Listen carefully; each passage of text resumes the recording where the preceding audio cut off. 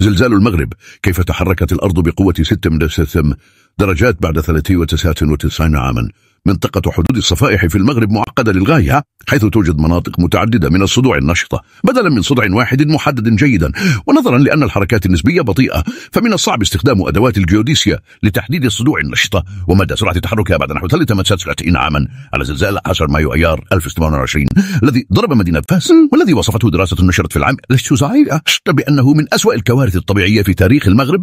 تعرضت البلاد مساء الجمعة 9 سبتمبر أيلول 2023 لهزة أرضية مماثلة، وضرب زلزال بشدة 6.8 درجات على بعد حوالي 70 كيلومترا جنوب غربي مراكش في الساعة 11:10 مساء بالتوقيت المحلي. وشعرت به مناطق واسعة بالشمال والشمال الشرقي للمغرب، وامتد الشعور به إلى مناطق في الجزائر وإسبانيا والبرتغال. ووفق مقاييس قوة الزلازل، فإن هزة أرضية بقوة 6 درجات تعد من الزلازل القوية، لكن حتى الزلازل المعتدلة القوة قادرة على التسبب في أضرار جسيمة بهذه المنطقة. فعلى بعد حوالي 100 كيلومترا إلى الجنوب الغربي من منطقة الزلزال الأخير، قتل زلزال بقوة 5 درجات في عام 1960 بين 12,000 و 15,000 شخص، مقارنة بزلزال العام 1960. ويطلق الزلزال بقوة 5 درجات من طاقة أقل بمقدار 10 مرات تقريبا من زلزال بقوة 6 كالذي حدث مساء الجمعة الواحد الصحيح في مقاييس الزلازل، يعني زيادة 10 أضعاف.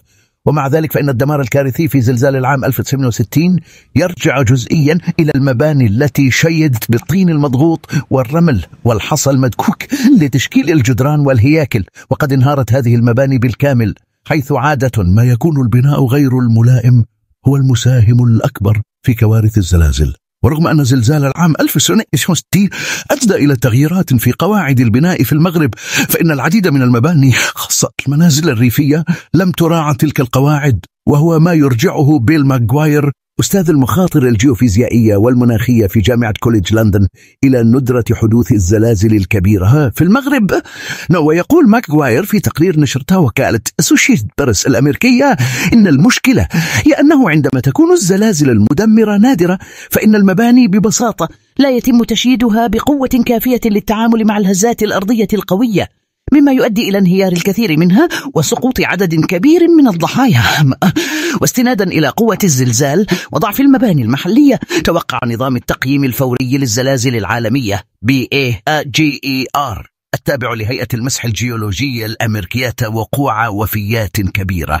لكن الهيئة الأمريكية أكدت أن هذه التقديرات غير مؤكدة، وذلك لعدم وقوع زلازل مماثلة في هذا الجزء من المغرب بالقدر الكافي لتدريب نظامهم الذي يعمل بالذكاء الاصطناعي على استخلاص توقع دقيق.